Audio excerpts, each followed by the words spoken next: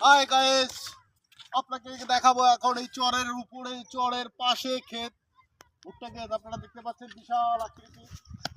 আসলে আমাদের দেশ নদীমাতৃক দেশ, এই নদীর পাড়গুলোতে অনেক কিছু চাষাবাদ হয়। এই চর অঞ্চলে বাদাম, চরের উপরে যে পলি জমে আছে, এই পলির মধ্যে দেখা যাচ্ছে যে ভুট্টা হয়ে গেছে। দেখছেন কত সুন্দর ভুট্টার একটা ক্ষেত। ও I love you Bangladesh, I love you Bangladesh. বাংলাদেশের পথে প্রান্তে আপনি ঘুরবেন, অনেক কিছু আপনারা দেখতে পারবেন।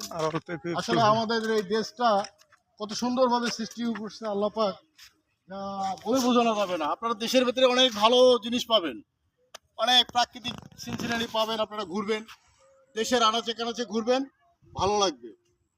ভালো থাকবেন, সুস্থ থাকবেন, আল্লাহ হাফেজ।